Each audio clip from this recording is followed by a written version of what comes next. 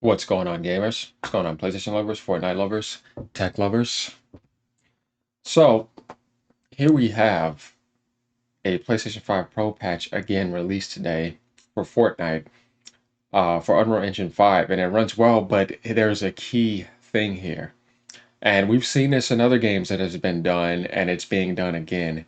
They are removing PSSR from the scenario, and they're using their own method to get the game to run better and be very smooth. So I tried to tell people before that PSSR is still in beta. You have people thinking that PSR was going to be some like savior to the gaming industry, as if like these other methods have not been doing what they've been doing for a while, doing the same thing, and have been used and optimized for a very long time. They were saying that it's like blowing out FSR. It's going to be on par with DLSS, and some people were saying that it can be better than DLSS. I'm like, be better than DLSS situation? I'm like, not even close. So now people are starting to see the results. Some people can't handle it. They don't like what they're seeing, but they need to understand how things work when something first starts off. They were like overgassing Mark Cerny, not realizing that he has a lot to learn with this. You know what I mean? He's not the master of this. No, NVIDIA is, and AMD right after them. But there's also other methods like XESS and stuff like that, TES, and there's going to be more stuff added in the future. So let's go ahead and get into this. And like, comment, subscribe. Let me know what you think. And like I said, we're going to see some big differences here, but we're going to realize it's not going to be what's on these PSSR. And it's just because it's just the way that it works right now. Fortnite is definitely not a game that I get excited about, but No. as a game being made by Epic, creators of Unreal Engine 5, it is an interesting barometer of sorts for how Unreal Engine is on console in its peak form. As such, it was interesting to see that Fortnite was updated recently with support for PlayStation 5 Pro. So what are the updates to Fortnite for PS5 Pro? And what do they mean for the future of Unreal Engine on that console?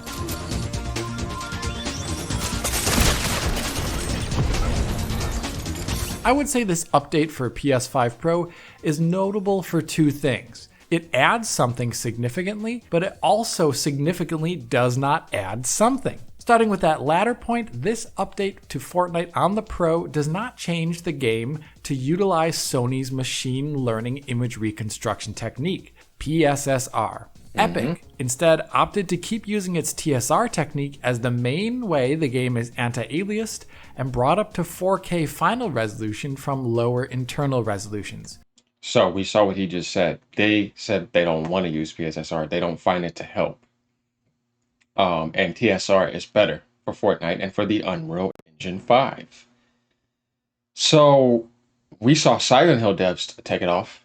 GT7 devs were not liking what it was doing. Like, if we look, it also had issues with Star Wars. And it also had issues with Alan Wake 2.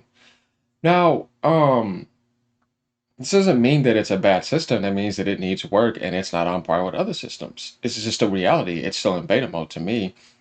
And you have people that were buying the PS5 Pro for that as one of the selling points on what they were telling them. Sony didn't tell them it was going to have these type of issues, and they didn't tell them that it wasn't going to be on par because they want to sell their consoles. This is just to give people reality. I'm here all about facts and results. I'm not here to argue with the fanboy stuff. But if you want to debate me, my comments are open. I don't have a problem with that. And that happens a lot because some people just can't handle it.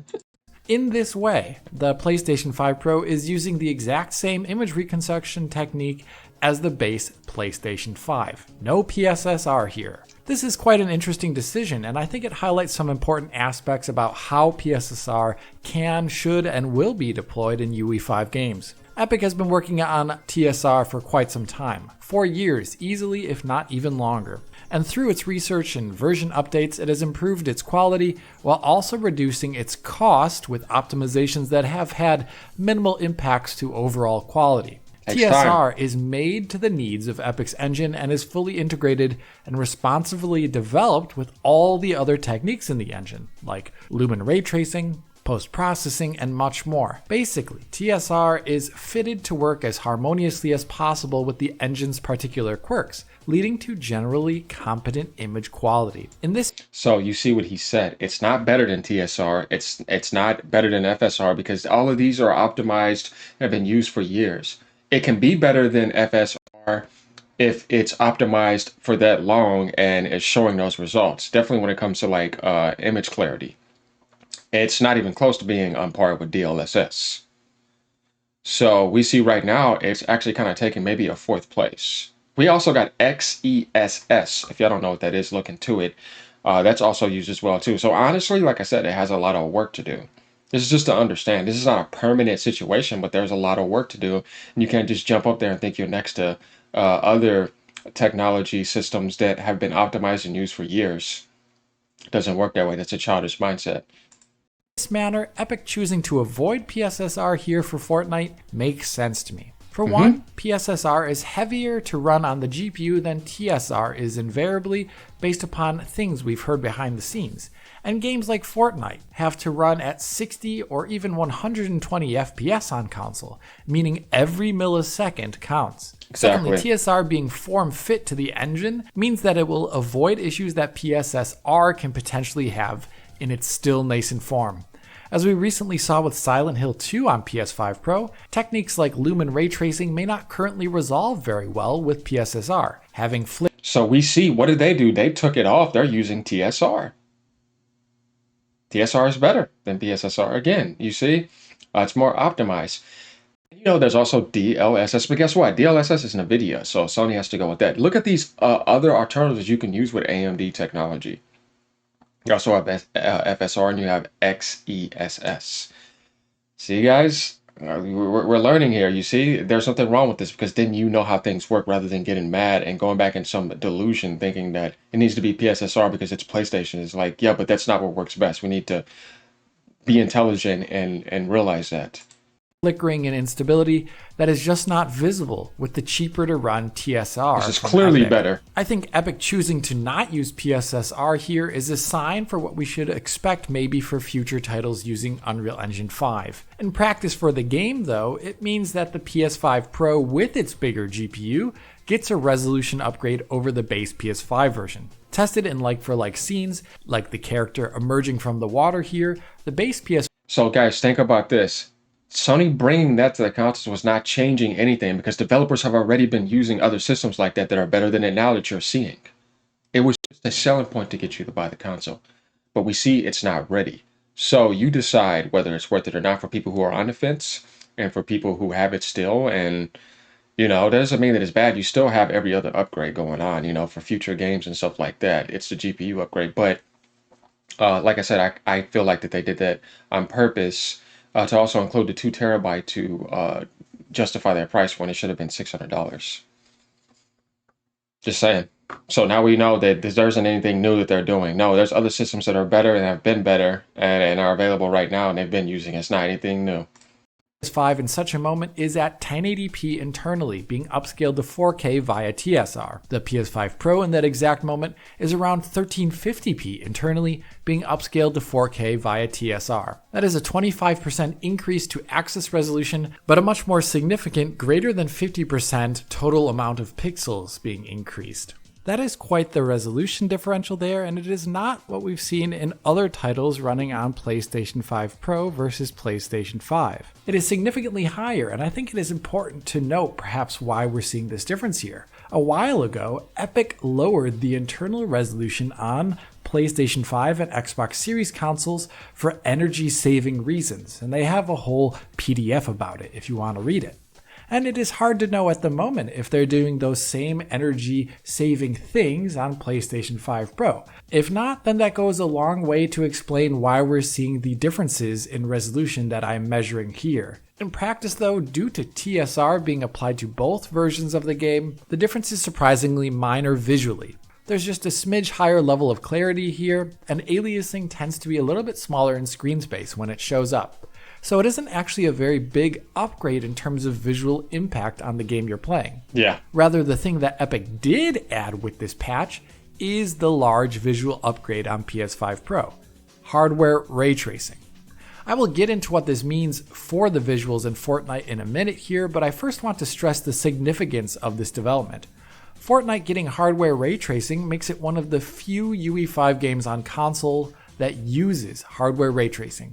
Although Epic's Matrix Awakens demo from 3 years ago might have given the impression that hardware ray tracing was going to be commonly found on consoles this generation for UE5, that definitely is not the case. Yeah. Nearly every UE5 title shipped so far has shipped with the lower quality software ray tracing on Series X or PS5.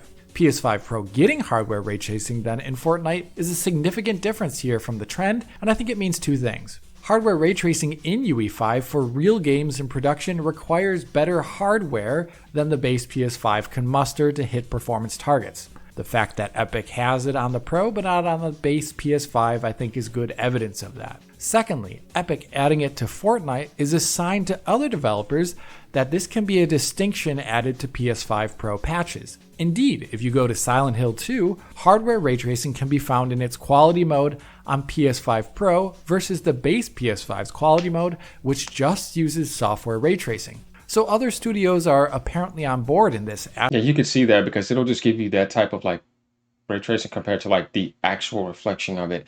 And if you do that a lot, like it's in like racing games because it's easier to do it on there, you can tell the difference. Aspect, and perhaps it is something we will see added to other games in the future on PlayStation 5 Pro, especially in quality modes targeting 30 FPS, just like Silent Hill 2. So what does hardware ray tracing mean though in practice for Fortnite? Let us first start with reflections, as that is what people typically think about when ray tracing is mentioned. Here the differences are large, as the engine is now tracing against triangles that make up an object instead of blobby signed distant fields like it is done in the software mode. For stationary objects, there are key differences. Take these swamp trees I set up here in the creative mode. They have thinner branches and trunks. In the PS5 version with software ray tracing, the SDFs don't know how to conform to such a thin shape, so the reflections for thin trees break, having the reflections essentially be a bunch of floating, blobby, thin spheroid shapes. Hardware ray tracing instead maintains the shape of all the trees in all their density in the reflection, as the ray tracing is being done against triangles, which are much closer to the real quality of the tree model. Hardware ray tracing also fixes another issue found on the PlayStation 5 version. When we walk around the trees there, we can see how the reflection of them on the base PS5 is constantly changing as the level of detail of the SDF being traced against is aggressively changing close to the camera to improve performance. This causes the reflections to pop in and out and change shape as the camera moves. It's honestly very distracting. With hardware ray tracing on the Pro, no such thing occurs, and the reflection stays stable as you move close to it.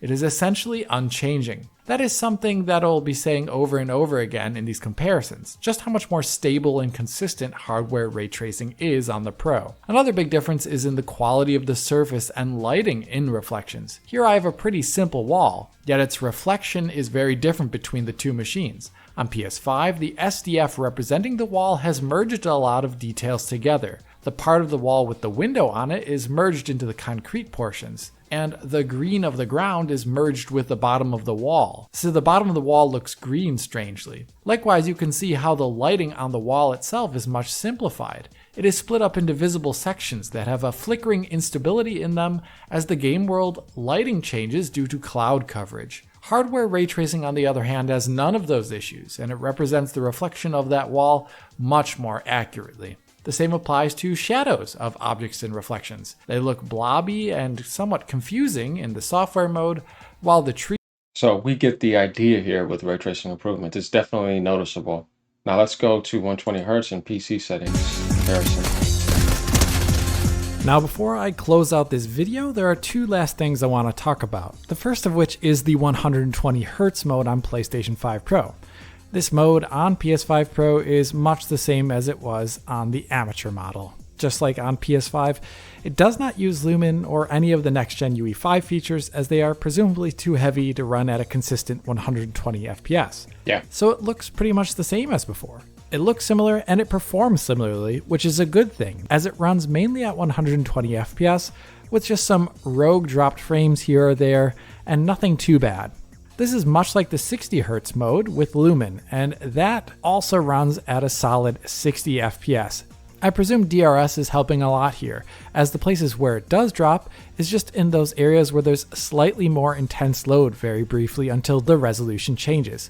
Like you'll see some dropped frames when landing on the ground, or when there's a puff of particles near the camera. That can do the same thing. These are rare and one-off, and mainly unnoticeable though in my play experience, so performance is good. The last thing I want to talk about is a comparison to PC settings, and namely those areas where it deviates from the highest ones attainable on PC. Even though PS5 Pro has been upgraded and looks better, it is interesting to see the areas where Epic chose not to increase graphical quality. Take for example the ray traced reflections. There, based on the detail of lighting, the detail of geometry and reflections, and the resolution, I think it's easy to see how the closest quality is PC's high setting. Diffuse lighting though is closest to the highest Epic setting, where the high setting below Epic on PC introduces these speckled artifacts on geometric edges at times, and it also has a fuzzier, grainier look in general. It is interesting to see how they decide to save performance on reflections, but decide to go all out for diffuse lighting quality.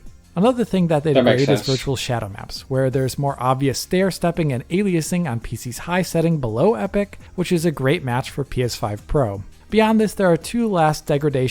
See, this is where like people don't notice, like, because Digital Foundry have said this before, they think it's the best thing they're seeing because they're only seeing PlayStation only when they see the PS5 Pro upgrade.